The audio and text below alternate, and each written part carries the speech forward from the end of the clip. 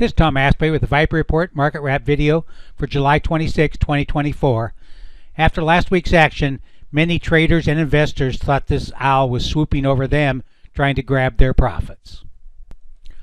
This was the headline after Wednesday's plunge, showing the biggest one-day decline since October of 2022.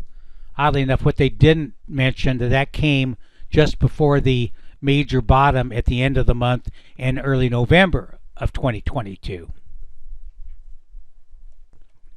This table is included in the next contribution to Forbes.com that should be available Sunday night. It was an update of an article I wrote at the end of June looking at some of the big tech leaders, where they closed on the 24th of June and where they closed this week, showing a decline of 8.5% for NVIDIA, 7.6% for Meta, Amazon 5.5%, Microsoft 5%, as would expected. For those of you often trying to decide whether to avoid invest or trade in ETFs or stocks, this is, you get about a third to a half of the gain or the hit in tech ETFs that you will in the individual stocks. And of course, in the case of NVIDIA, sometimes much greater. The Qs closed down 3.4%, though they're down about 5% at the lows. Interesting, the SPY was unchanged for the week, or unchanged for that period, and Apple was higher, as was the S&P unweighted index, which was up 3.3% since the end of June. You want to look for the new article, you can go to search at Forbes Tom Aspray, and you'll see all my articles. I've been seeing some problems with the tech leaders since June 9th, potential trouble for tech leaders, and then the article at major trend changes for big tech. I was not expecting the quickness and the severity of the decline we got last week, and but that happens. I knew it was possible at any point. I'll show you some of the stock holdings at the end of the video, but basically what happened is, like, we had a position XLK from October 4th of 2023, and it was stopped out at 2019 something for about a 34% profit during that period. Of course, past performance is no guarantee of future results, and you could say that my stop could have been tighter after this doji 3 weeks ago, but I'm expecting to get another opportunity to get back in the XLK in the next several weeks. Let's get to the markets. The biggest in both bullish news last week was that the NYSE AD numbers were positive. You can see it closed up 0.86, better than the S&P, better than the QQQs, but more importantly, the NYSE stocks only. Remember, the NYSE, as we talked about in previous videos, is a composite of, has stocks, bonds, bond funds, etc. In its makeup. So this AD line is just the stocks. It had not broken out to a new high until last week. You can see this new high here breaking out of this range, lines 2 and 3. That happened 3 weeks ago in the NYSE All AD line, which includes everything that is traded on the NYSE. So I think that likely confirms this breakout of this range, showing a minimum upside from here of about 5.5%. Last time we talked about the VIX and the VXN, so when these are falling or low, it indicates low volatility, and nobody's really is a lack of interest in puts. The interest in puts has really picked up. At this point, we've come down into the stark bands on all the major averages. No signs yet that this is topped out. I think that is my favorite scenario. We should get, a rally up in the market and then another pullback, and that means that the VIX and the VXN could top out here in the coming week. For quite a while, there's not been a lot of put activity. Normally, we see a spike in puts. You can see this is the CBOE total put call ratio. Got up to 1.3 here right after the low in early May. It started to turn up a little more aggressively. That we'll see where that holds on Monday. And this is the index put call ratio. it's all at 1.31. So that just tells you there's 31% more puts being bought than calls. So this is a contrary indicator, and is more reliable than when it gets very low readings. A quick look at the S&P equal weighted. It had a nice gain this week. It was up 1.4% on Friday. Dropped right down to the 20-period EMA, held above the R1, and the AD lines, suggest that decline we had, though if you're a holder of NVIDIA, you probably felt differently, was just a normal pullback. The daily AD lines have just pulled back towards their rising moving averages and turned higher on Friday. Looking at the SPY, you can see it came right into this support at line A, back down to the pivot here. The AD line is very close to a new high on both the S&P and the NYSE. So I would think they'll probably make a new high sometime next week, and that indicates that we should move above this high at 530 or 566. Looking at the QQQs, you can see we came down towards the May high here, this line B, dropped, almost got to the S1, the monthly S1 support, and we're up, a 1%, on Friday. That wasn't too impressive. You can see we're now, I think, 2.9%, I believe, below the 20-period EMA. So that's the first target on the upside. The AD line here, it looks like it's already completed its correction, dropped down to this support connecting those two highs, and then closed back above its moving average. The RS analysis shows that QQQ is not currently leading the S&P, okay? So what does that mean? That means they can both go up, but this suggests that for right now, the SPY should gain more than the QQQ, and that's also true of the unweighted, SPY should also outperform the unweighted QQQ. This chart gives you a reading on the internal action of the market that you often don't see in the price action. It tells you the percentage of stocks in the S&P 500, S&P 1500, or QQQ that were higher or lower. So, for example, in Friday's session, 75% of the S&P were higher. That's a strong reading. You can see, back at the kickoff to the rally in May, we saw a few readings similar. 1500, of course, the small caps were strong. It's also at 75. And even the QQQ, even though it's only up 1% or so, 68% were higher. That is a sign that the gain in the QQQ should have been more than 1%.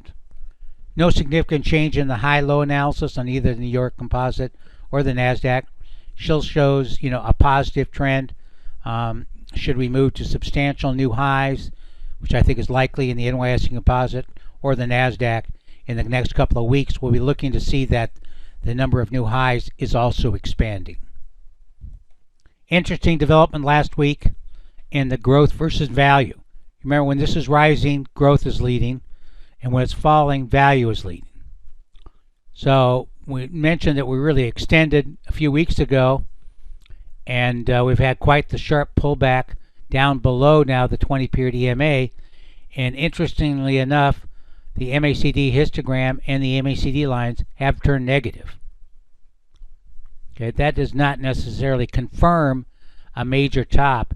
It's kind of what we do in the next couple of weeks, but it suggests that it could be part of the topping process and growth. For now, I'll be giving the technicals the benefit of the doubt, and we'll be looking for new buy signals in some of the tech, but we'll still skew our overall portfolio more towards value. Let's look now at the TNJ's watch list. First of all, the ETF watch list. Try to save some time for this as request of my clients. You can see there are a number of weekly sell signals, everything from emerging market bonds, to EEM, to the Qs, SLV, SMH, the leverage TQQ, etc., XLC, XLK, etc. only 2 new buys. They were both in the inverse QQQs. But more importantly, you want to look at the breakdown here. If you look at the growth, now there's only 20% have daily buy signals. You can see ITB and XLV are the positive ones. XLV was the leader for the week and looks pretty interesting technically. We've been having buy orders in ITB, but they haven't gotten filled lately. And XLY got hit really hard, so it flipped a daily. So 70% are above the quarterly pivot, but only 50% have weekly DTS. On the value side, a little bit different. You can see 81% have weekly positive signals. 63% are positive based on the daily. And I'm watching the energies. They were all over the place last week, but XOP, usually my favored ETF for the energies, solidly negative.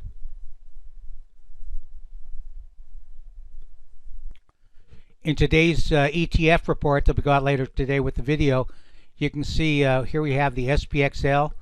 We'll be having more recommendations for this and the SPXS in the ETF. Typically we recommend traders positions, and the QQQ, I think we closed ours out about a week ago for about a 10% gain, but been looking with Jerry, was kind enough to provide this interesting interpretation. So you can see the way back in April we got a positive, a negative, another positive, and then a strong daily buy signal here, and that's the time that the 3-day also clicked into positive.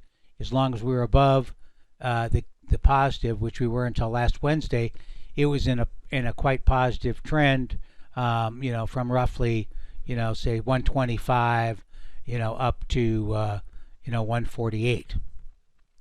It shows also that we broke through the 38.2% support, but are holding above the 50%. So that's the what. If we get another setback in this next week, and we start to see some positive signals, that we could get a new entry for SPXL.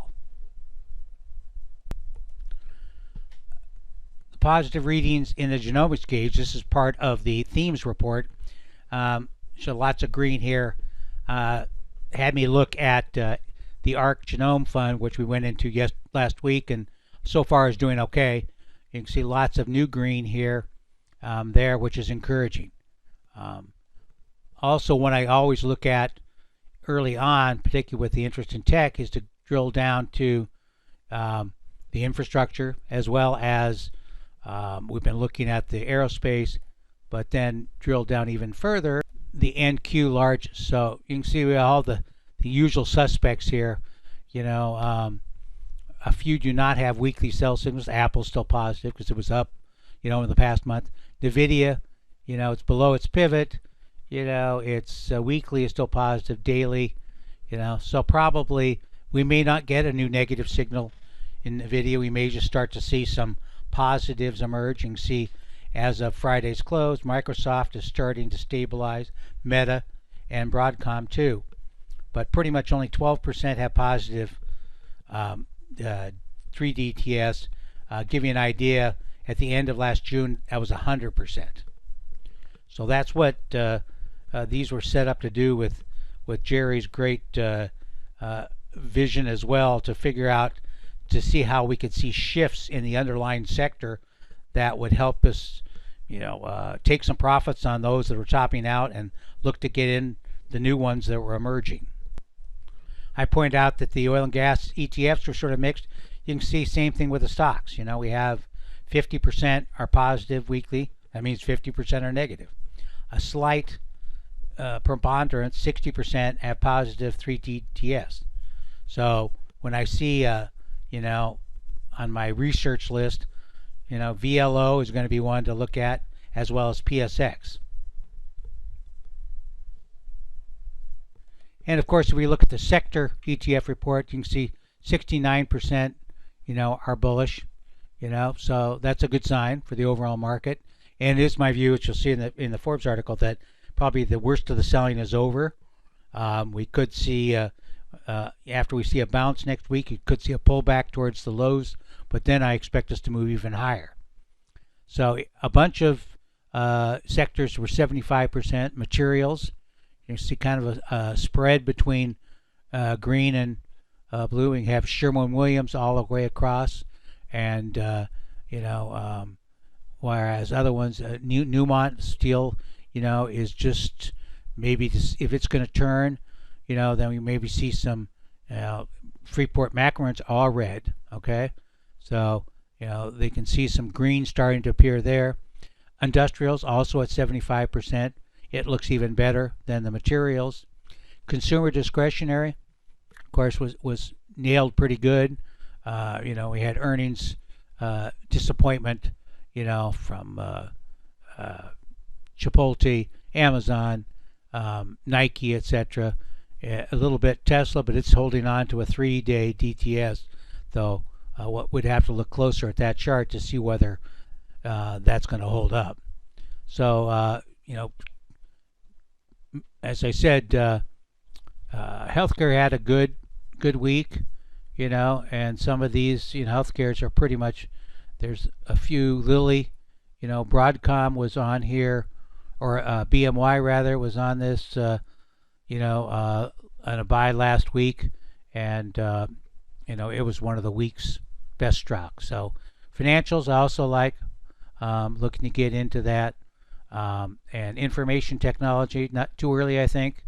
Consumer services, also, too early.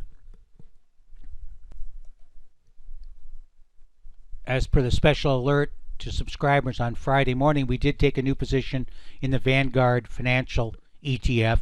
It's more diversified than XLF, which is what this tracks, but and we also took a stock position in JP Morgan. Here's a look at the current stock holdings here. Most of them held up pretty well. We only stopped out of Honeywell, but this is what happens when you pick stocks that have positive relative performance.